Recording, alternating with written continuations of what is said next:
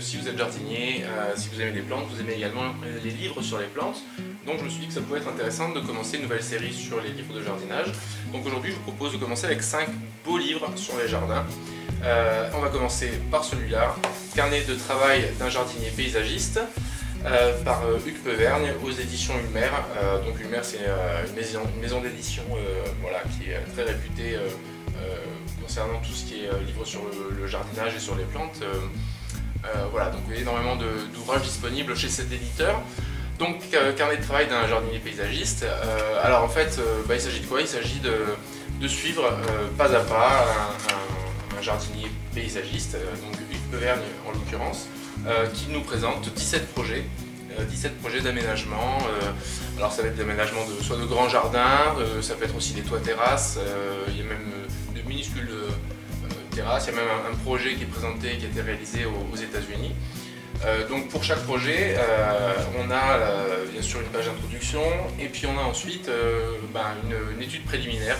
Et dans ces pages-là, on va retrouver des photos du chantier avant, des photos du chantier pendant la réalisation, également des croquis. Alors tout ça c'est à noter de façon à montrer ce que le paysagiste a dû prendre en compte comme contraintes techniques, etc.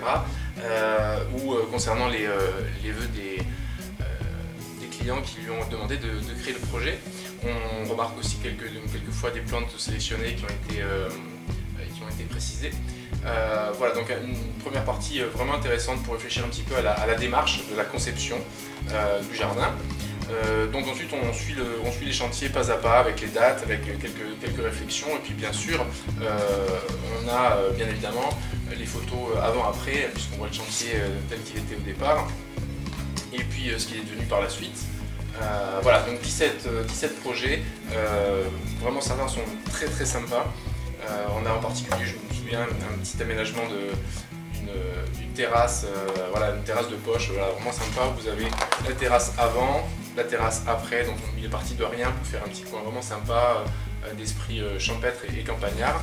Voilà, donc vraiment ce qui est intéressant dans ce bouquin, c'est tout ça, c'est le fait de suivre le travail comme si on était aux côtés du paysagiste, dans son bureau d'études et sur le terrain, de comparer donc, la réalisation avant et après, d'aider à se poser les bonnes questions sur ce qu'on veut faire, les questions éventuellement qu'on peut transposer dans son jardin par rapport à l'orientation, à des murs à cacher, des choses comme ça. Et puis bien sûr des idées de plantes en fonction des conditions, c'est-à-dire l'exposition, le vent, savoir si on doit planter en pleine terre ou en bac, etc.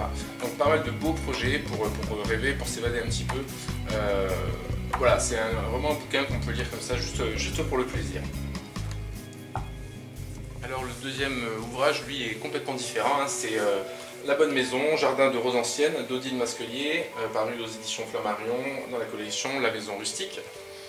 Alors ce livre, moi je trouve que c'est un peu un livre initiatique, puisque l'auteur nous raconte le jardin de son enfance, un jardin qui se trouve à Lyon, jardin qu'elle a connu quand elle était gamine, qui à l'époque, en raison des conditions de conflit de l'époque, avait surtout pour objectif de nourrir, donc il y avait un verger et un potager essentiellement, et puis elle nous montre comment elle a transformé ce jardin de son enfance en jardin romantique, où bien sûr les reines sont...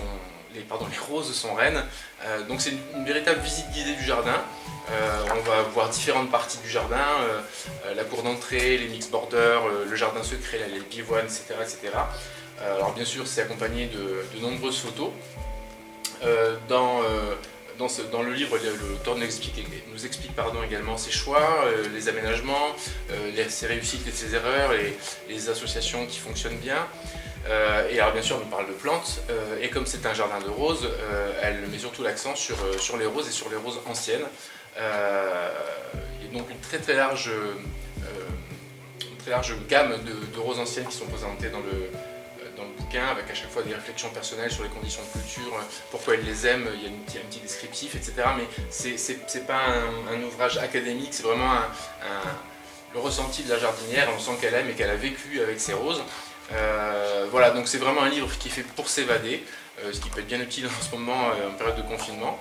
Et puis bien sûr en apprendre davantage sur les roses anciennes, celles qui sont sympas, celles qui sont peut-être un peu décevantes dans certaines conditions, etc. Donc voilà encore un deuxième ouvrage qui vraiment peut vous faire passer de très très bons moments. La Bonne Maison d'Odile Masquelier.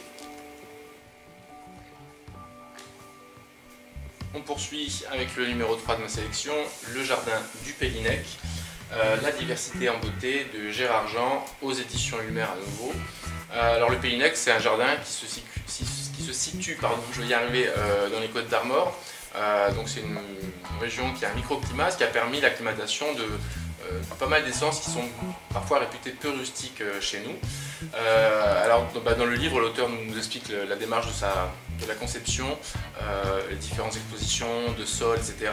Comment il arrive à mettre à profit les avantages de telle ou telle partie du jardin, ou au contraire à transformer une contrainte en avantage pour certains types de végétaux. On y retrouve donc le livre est classé en différents jardins, des jardins thématiques. Le jardin fait 7 hectares, mais il est divisé en différents mini-jardins, on va dire. Jardin exotique, jardin anglais, jardin austral, l'étang nymphéa, etc., etc. Et on va y retrouver des plantes peu communes et qui ne sont pas forcément pour tous les jardins en fonction du climat. On a par exemple les restiaux, les protéacées qui ont un look exotique assez incroyable. Alors Gérard Jean, il accorde un soin tout particulier aux associations, au feuillage, dans la forme, la couleur, la texture, etc. Alors il y a des fleurs également, hein. Il y a un gros travail sur les compositions. Voilà, il y a aussi à la fin une petite partie sur l'entretien, sur le concept de la bonne plante au bon endroit, quelque chose que chaque jardinier se devrait de respecter, c'est-à-dire faire pousser une plante non pas en fonction de ses envies, mais en fonction de ce que le jardin est capable de lui apporter comme condition pour qu'elle puisse s'épanouir complètement. Donc là encore, c'est une visite guidée, les photos sont magnifiques. Et puis c'est l'occasion de découvrir, alors il y a des plantes connues, mais il y a également des plantes un peu plus exotiques, voilà, qu'on a moins l'habitude de voir sous nos latitudes. Encore un très très beau jardin, il n'y a pas énormément de texte, mais surtout de très très belles photos. Voilà, c'est encore un autre livre pour rêver et pour s'évader. Le Jardin du Pélynec de Gérard Jean. Bien ensuite, je ne pouvais pas vous présenter une série sur les beaux livres sans vous présenter cette petite merveille. Jardin d'hiver, une saison réinventée de Cédric Paulet aux éditions Ulmer à nouveau. Alors Cédric Paulet, c'est qui? C'est un paysagiste, il a une formation de paysagiste, mais c'est également un photographe hors pair, très très esthète, qui a parcouru le monde pour capturer la magie du monde végétal et puis la rendre accessible à tous. Donc c'est un auteur qui est déjà connu, un photographe qui est déjà connu pour ses livres sur les écorces, que je n'ai pas, donc je les ai jamais feuilletés, enfin je les ai feuilletés dans les librairies, mais c'est vrai que je ne les ai pas achetés. Par contre celui-là, je suis tout de suite tombé sous le charme. On lui présente bien sûr, comme le titre l'indique, les jardins, mais en hiver. C'est un livre qui a relancé l'intérêt pour les jardins d'hiver en France. Les photos sont simplement sublimes. C'est vraiment l'atout principal de ce livre. C'est des photos avec des compositions qu'on peut trouver hallucinantes quand elles sont colorées, alors que c'est en plein hiver. Hein. Vous pouvez voir ça, il y a vraiment des tableaux à couper le souffle. Donc en fait le livre est divisé en deux grandes parties. On a une première partie au départ qui nous présente 4 jardins coup de cœur, qu'il appelle coup de cœur, pour leur beauté en hiver. Puis ensuite on a, sur la même organisation, on a 16 jardins qui sont autant de sources d'inspiration. On découvre les associations qui fonctionnent et pourquoi elles fonctionnent. Alors il y a finalement assez peu de texte, il y a un texte introductif, après chaque photo est légendée, mais là aussi c'est surtout, au départ en tout cas la première partie, c'est essentiellement pour la beauté, la beauté des scènes, pour trouver de l'inspiration. Puis alors après dans la deuxième partie on va retrouver la palette végétale qui va reprendre beaucoup de plantes qui ont été utilisées dans les tableaux qu'on a pu découvrir dans la première partie. Et là on va trouver ça classé par type, c'est-à-dire on va avoir les écorces décoratives, on va trouver les colorations des branches, il y a quelques floraisons, des fructifications. Et puis alors après on retrouve en fonction de différents types de plantes, on va retrouver par exemple toute une section sur les bouleaux, une autre sur les érables, on va avoir les prunus, les cornouillers, les saules, les ronces, les bambous, voilà, et on voit systématiquement pour chaque type de plante des photos comparatives qui nous permettent de voir par exemple les différences de couleurs de feuillage ou d'écorce en fonction de la variété, ce qui peut être intéressant si vous voulez introduire variété particulière dans votre jardin pour avoir telle ou telle nuance. Voilà. On a également dans le livre une partie qui traite des différents facteurs qui vont influencer la coloration, c'est-à-dire la température, l'humidité, l'exposition, qui peuvent permettre de comprendre pourquoi telle année ou telle autre année, ou en fonction de telle exposition, tel climat, on va avoir des écorces plus ou moins colorées.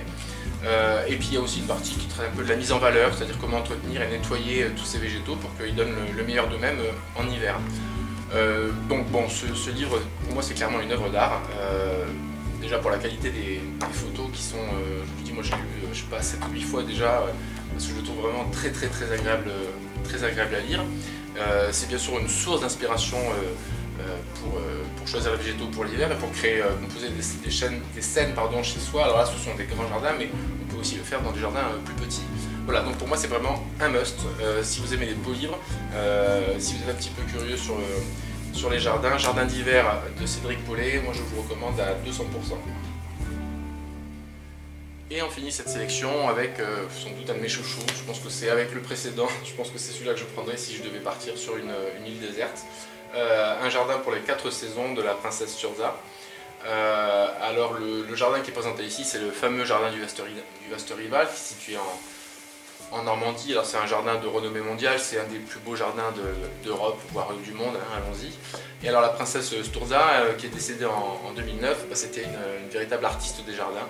Elle avait une très grande maîtrise et une très grande connaissance des végétaux, et elle avait ce don pour les associer et pour faire en sorte que le jardin justement soit beau toute l'année, pas uniquement en mai-juin quand tout est en fleurs. Donc on découvre ces talents au travers de ces associations qui sont mis en valeur par les talents de photographe de Didier Villery, qui est lui aussi un grand expert de plantes et qui assure aujourd'hui d'ailleurs le suivi du vaste rival. Alors on voit l'évolution, comme le dit le titre, l'évolution du jardin au fil des saisons, avec les végétaux en situation. On peut voir l'évolution de chaque plante, des jeunes feuilles aux floraisons, aux couleurs d'automne, puis ensuite aux écorces, etc. en hiver. On voit comment dans tel massif, telle plante a été choisie pour prendre le relais sur une autre en restant par exemple dans la même gamme de couleurs. Donc on a des photos côte à côte qui nous indiquent, qui nous permettent de nous rendre compte des différents massifs à différentes saisons, hein, comme on le voit ici.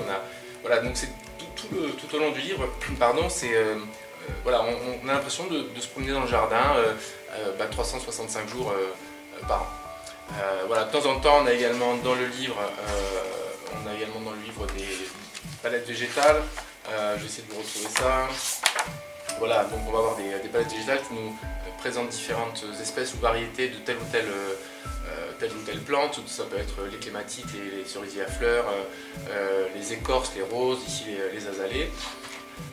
À la fin, on a une petite partie technique, mais bon, ça c'est franchement, c'est pas pour ça que vous allez acheter ce livre, sur la façon de planter, la façon en tout cas dans la princesse Sturza planter. Alors ce sont des conseils, quelques conseils, mais franchement je pense qu'elle en avait beaucoup plus que ça, qui sont loin d'être tous révélés dans cet ouvrage. Donc voilà, les techniques utilisées pour la plantation, la nourriture, mais vous voyez c'était quand même assez bref. La taille, alors avec le concept de la taille en transparence, qui est un concept qui permet justement de tailler de façon à pas masquer la vue et à voir les massifs qui sont derrière le premier massif sur lequel on est en train de poser notre regard par exemple.